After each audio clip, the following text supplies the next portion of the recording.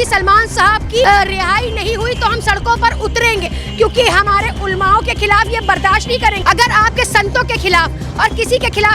Guys, आज की video में देखने वाले हैं एक मुस्लिम महिला ने बीच सड़क पर क्या बोला मुफ्ती सलमान अजहरी साहब के लिए। मुफ्ती सलमान अजहरी साहब की रिहाई के लिए इस महिला ने कही बहुत बड़ी बात, और इस महिला ने कहा कि मुफ्ती सलमान अजहरी साहब को अगर रिहा नहीं किया तो मुफ्ती सलमान अजहरी साहब के सपोर्ट में आंदोलन किया जाएगा बहुत बड़ा। चलिए देखते हैं video. Original video link description में।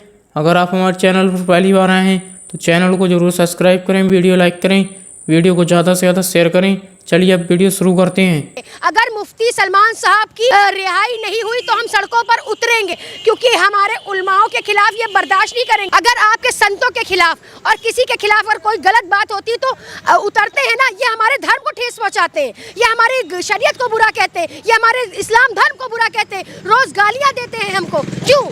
हमारी खता क्या है, हमारी गलती क्या है? क्या हिंदुस्तानी मुसलमान होना गलत है? क्या हिंदुस्तान में मुसलमान का रहना गलत है? अगर आप ये साफ कर दीजिए मोदी जी, अगर ये स्पष्ट कर दीजिए तो फैसला सरेआम और सरे मैदान में हो जाएगा। वीडियो को पूरा जरूर देखें, वीडियो आगे शेयर भी करें। था कि मुफ्ती सलमान को गिरफ्तार करो, इस जहरीली मौलाना को गिरफ्तार करो। वो क्या है? वो खुद क्या है? अपने आप को देखे। सुरेश चौहान के जी क्या है? वो नफरत का बाजार है, और नफरत का बाजार गर्म करने के लिए हिंदू मुस्लिम को लड़ाने के लिए एक चैनल खोला गया, सुदर्शन चैनल। वो इसी के लिए खोला गया है ताकि आपस में विवाद हो, आतंकवाद को बढ़ावा मिले। जब आप इस तरह के आतंकवाद को बढ़ावा देंगे, सुरेश चौहान के एक आतंकवादी है, मैं आपके खुले चैनल से कह रही हूँ, और तैयार हो जाए सरकार, मोर्चा खोल देंगे। सबसे पहली बात तो ये मैं इस तरह से देखती हूँ कि ये मुसलमानों के खिलाफ एक साजिश है, एक रचा हुआ प्रोपेगंडा है। उन्होंने जो लफ्ज़ कहा वो एक कविता का वो लफ्ज़ था, और किसी को उन्होंने, किसी समुदाय को, किसी धर्म को, किसी एक व्यक्ति को उन्होंने ये कुछ कहा ही नहीं। ये तो एक स्पीच थी उनकी इजराइलियों के ख़िलाफ़, और वाकई जो हिंदुस्तान के अंदर इजराइल के बलबूते पे जो पल रहे हैं उन्हें तो बुरा लगना ही था। ठीक है, जो वाकई इजराइल को प्रोटेक्ट करते हैं, इजराइल का सपोर्ट कर रहे हैं जो, तो उन्हें तो बुरा लगना ही था। और सुधीर चौधरी जैसे लोग जब अपशब्द बोलते हैं, मुसलमानों के खिलाफ टिप्पणी करते हैं, मुसलमानों के खिलाफ गंदी गंदी गालियां दी जाती हैं, तब तो ये ATS वहाँ नहीं पहुँच जाती, तब तो ED और CBI की जांच उन पर नहीं बैठती है। आखिर सिर्फ मुसलमानों के लिए क्यों? तो मैं एक बात कह देना चाहती हूँ कि यही चीज़ मैं बार बार बोलती हूँ कि मुसलमानों को टारगेट किया जा रहा है, निशाना बनाया जा रहा है। और मैं यही शेर कहती हूँ कि क्या बात है जो हस्ती मिटती नहीं हमारी, सदियों रहा है दुश्मन दौरे ज़मा हमारा। तो दुश्मन होंगे ज़रूर, लेकिन हम जो है वो संविधान के अकॉर्डिंग चलते हैं। हिंदुस्तान में अगर रहना होगा तो संविधान कहना होगा। ये जो राष्ट्र हिंदू राष्ट्र घोषित करने की कोशिश की जा रही है वो बनने नहीं देंगे हम।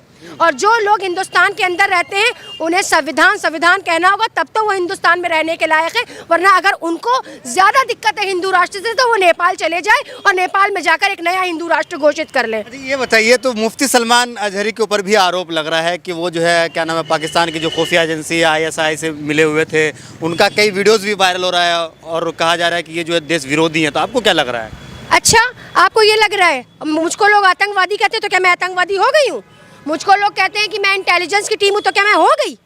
आरोप लगाना बहुत आसान है, किसी को आतंकवादी, जिहादी, फसादी, तालिबानी, अफगानी कहना बहुत आसान है। साबित करिए, प्रूफ दीजिए। ये जो मौलाना सलमान अजहरी साहब के ख़िलाफ़ एक साजिश रची गई है, एक प्रोपेगंडा रचा गया है, उसके लिए हम खड़े हैं और हम सब आवाज़ उठा रहे हैं और आवाज़ उठाएंगे। बिल्कुल, अगर उनके खिलाफ कोई साजिश रची जाएगी तो हम सारे लोग उतरेंगे ज़मीन पर। अगर इस तरह से उनकी गिरफ्तारी हुई या उनको जेल भेजा गया तो इसके खिलाफ एक प्रोटेस्ट होगा, और तैयार हो जाए सरकार, मोर्चा खोल देंगे हम सब।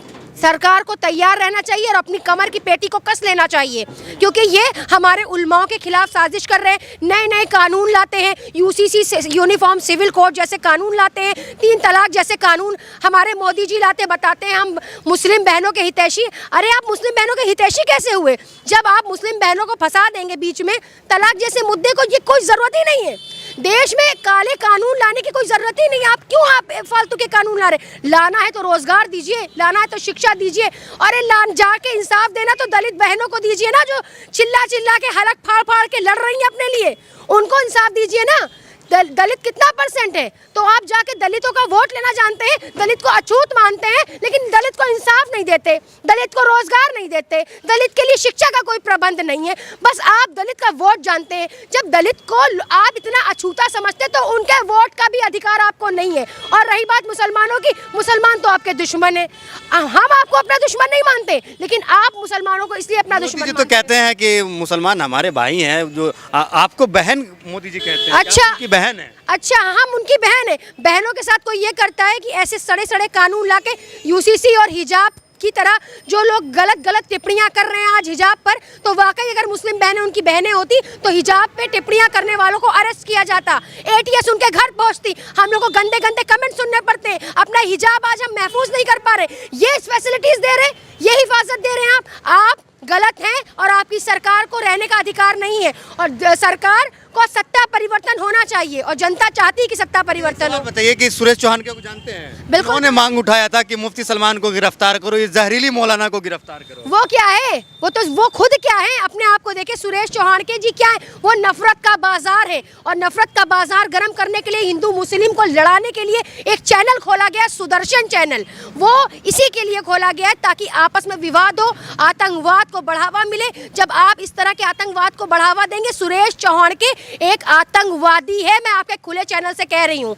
और ऐसे लोगों को, सुधीर चौधरी के जैसे लोगों को, उन्हें तुरंत एटीएस को गिरफ्तार करना चाहिए, तुरंत एटीएस उनके घर पहुंचनी चाहिए।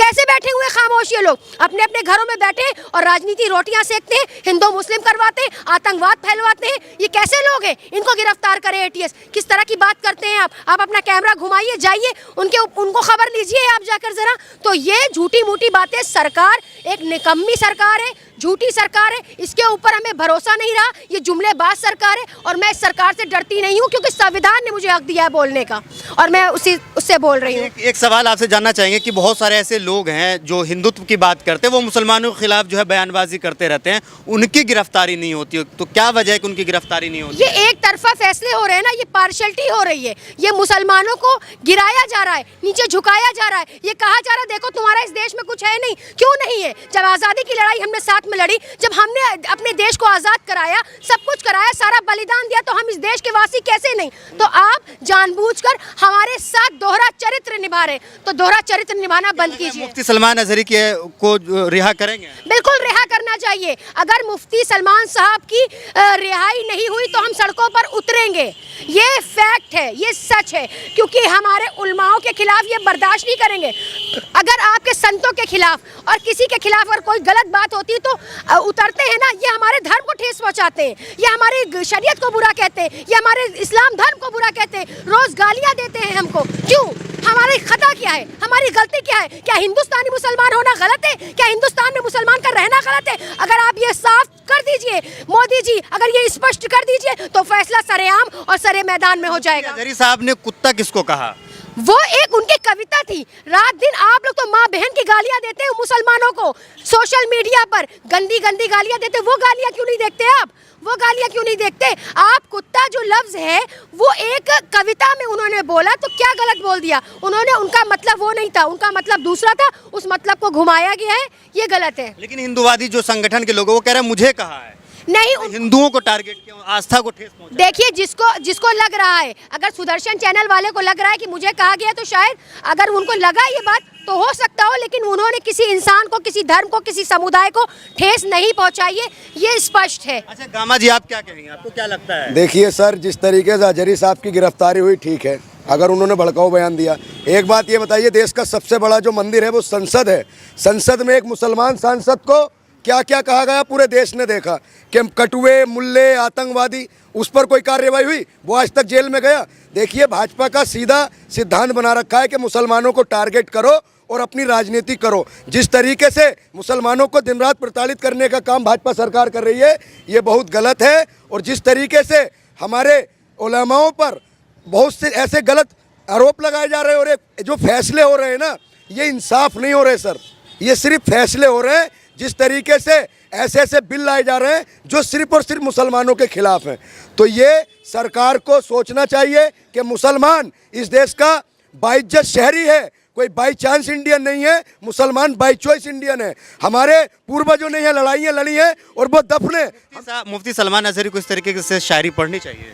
देखिए सर, मुफ्ती सलमान अजहरी साहब ने जो कहा था वो उन्होंने किसी का नाम तो नहीं लिया सर। वही बात आ गई कि एक ज़माने में राहत साहब ने कहा था कि सरकार चोर उचक्कों की है, सुबह उनके घर पे पुलिस पहुंच जाती है। उन्होंने ये नहीं कहा था कहाँ की सरकार चोर है, उन्होंने जो कहा है कि तुम्हारा वक्त है, हमारा दौर आएगा। अब ये बात किसी का नाम लिया उन्होंने, तो देखिए एजेंडा फैलाया जा रहा है। जब भाजपा सरकार हर तरीके से फेल हो गई, चाहे वो रोजगार हो, डेवलपमेंट हो, एम्प्लॉयमेंट हो, सारे विषय में फेल हो गई है, तो सिर्फ और सिर्फ ये 2024 का चुनाव हिंदू मुस्लिम के नाम पर और देश में नफरत फैलाकर, अराजकता फैलाकर ही जीतना चाह रही है। क्या करेंगे उनकी आज़ादी के लिए? क्या करेंगे उनको जेल से रिहा करवाने के लिए? क्या करेंगे? देखिए, हम कानून को मानने वाले लोग हैं। अगर उनको गिरफ्तार किया है तो उनको कानूनी प्रक्रिया से उनके लिए रिहाई के लिए हमारे जो एडवोकेट हैं वो उनकी लड़ाई लड़ेंगे। लेकिन सर, मुसलमान अपने आप को ठगा हुआ महसूस कर रहा है, क्योंकि हमारे लिए कानून अलग से बना दिया। हमें जो गाली देंगे उनको आप गिरफ्तार नहीं करोगे, उन्हें जेल नहीं भेजोगे। अगर हमारे व्यक्ति हल्की सी कोई बात कहेंगे तो उनको जेल में। देखिए, हम संविधान का, कानून का सम्मान करने वाले हैं।